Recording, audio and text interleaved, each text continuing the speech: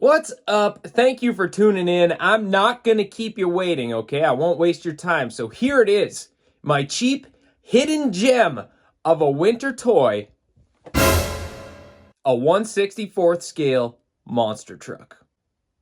Yep, under $5. Now, before you dismiss that idea, I need you to just watch this.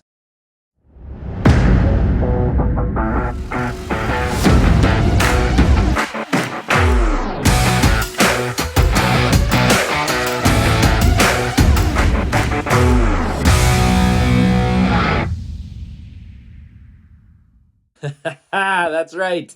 These things are awesome. A little bit of slow motion helps. I can't deny that part. Welcome back to Race 164, where we race toy cars and pretend like it's a big deal. My name is Dan, and today I'm doing something totally new for me and racing these monster trucks from Spin Master. I chose these ones because they have the legit Monster Jam branding on them, but Hot Wheels also makes their own monster trucks that are very similar, and they will work just the same. I don't know if anybody has used these in snow before or not, but the idea came to me and it just turned out so good. These things are a whole bunch of fun, and you can make a track of any shape or path you want, really, out of the snow in your yard, and then send these things down it, really just by following one simple rule. And that is, make sure the track is kind of a dish shape, like a shallow ditch. Not like a full half pipe or anything, but just, it's got this nice little curve to it. As long as you do that and you have enough of a slope, they're gonna find their way down. Nice. And here's why. Taking a look here at Northern Nightmare, which is the perfect test truck, really. It's the one I used building the track. Perfect truck for up here in Canada. These things steer themselves just a little bit, all based on, which way the weight is shifting. So, see that? If the weight shifts, the front axles and rear axles steer. See, there's a bunch of sloppy room here for the axle to slide around, but that spot, I don't know if you can see it, is mounted on an angle. So when they're sitting flat, gravity holds them fairly straight. Now when the weight shifts, then they steer a little bit from side to side. Similar to how you steer a skateboard, right? By leaning your weight from towards the side you want to steer to. So they auto-correct themselves all the way down the hill. So as long as your track is all like this, some of them might stay nice and straight, follow the middle of the path. Ready?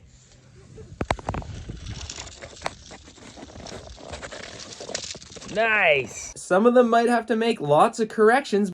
All right, here comes Dragon. Oh, looking quick. Oh, lost it on the corner a little bit. But they just auto-correct themselves all the way to the bottom.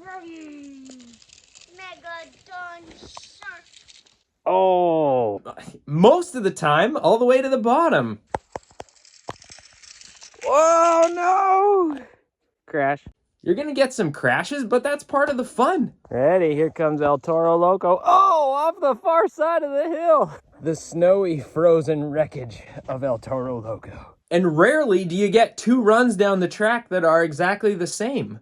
It always ends up being a little bit different. They find a different path to the end of the track. Plus, they're monster trucks. They got monster truck tires. That means they can handle some pretty good bumps.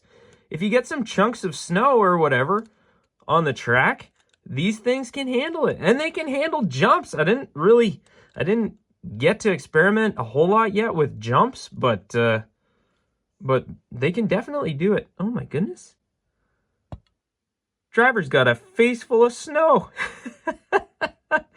Little bro must be freezing. If toy monster trucks were this quality when I was a kid and I had made this discovery, oh my goodness, I would have spent hours upon hours out in the yard racing these things. Toro Loco trying again. Much better this time. Oh, coming to a stop at the camera. Still kind of snowy. Appreciate the photo op, buddy. You hardly need anything. You just need a pile of snow. Just make a pile of snow into the shape of a ramp.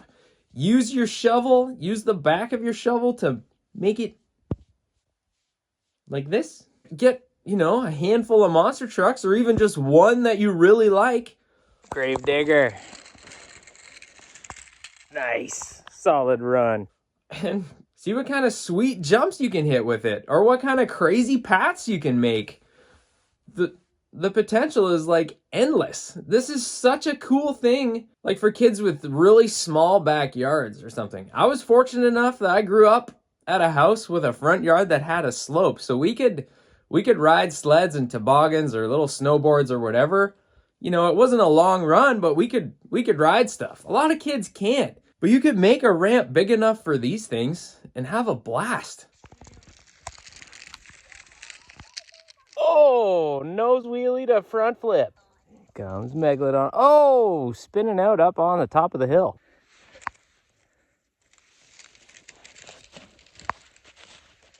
He's all over the place, this shark. Come on, come on. Nice front flip. Now, I don't have a start gate that really works well with these things yet, so I used my 3-year-old son as an assistant. Ready, Mario? Oh, here we go, the Lucas stabilizer. Ooh, a little wreck at the end. Solid race, though. And we mostly just raced one truck at a time. Here comes son of a digger. Nice, solid run. Getting towards the end of the session, we did a few races. I don't really have like an actual tournament or anything here for you, but we did a few head-to-head races. So here they are. A little sneak peek at what's to come eventually when I get the setup figured out a little better. We did all of them. We did all of them, yeah. What should we do now? Should we race them 2 at a time, you think? I think these two. Let's go first. Those 2? Megalodon and El Toro Loco? Mm-hmm. Okay. They didn't do so good, but we'll match them up against each other and see what happens. What did you say? Megalodon's tail. You're holding Megalodon's tail? Okay. All right, I'm ready.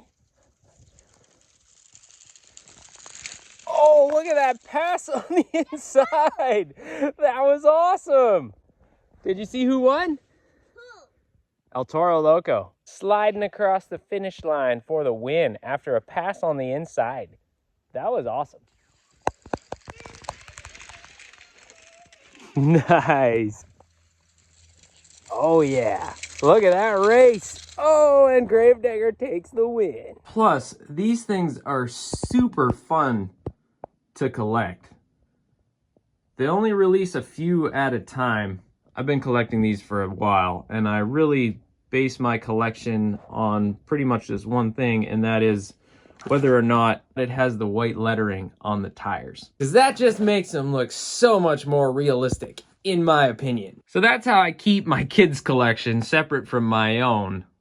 Mine have the white BKT lettering on the tires. But yeah, they're super fun to collect, and when it comes to racing, they're incredibly evenly matched because they're all on the exact same tires and chassis. They just have different bodies. So the weight of them does vary a little bit, but not a whole lot, and the appearance on them varies like crazy. Plus they have awesome names like Megalodon or Gravedigger, Earthshaker, El Toro Loco, Monster Mutt, and of course my boy Northern Nightmare. And they're real trucks too. Like, that's the best part. Like, that's why I chose the Monster Jam ones. They're all based on real monster trucks you can watch at a stadium or on TV or whatever. So yeah, that's pretty much it. If wintertime is getting to you and you and your kids are going a little, you're getting that cabin fever because you've been cooped up inside for too long and you're bored of the regular outdoor activities, if you need a little change of pace for the winter, something new, something to get you a little bit creative, build yourself a snowy mountain racetrack in your backyard and have a whole bunch of laughs with your kids. That's it for now. Thanks for watching. Remember, Jesus loves you and so do I, and I'll see you next time right here on Race 164. Vroom!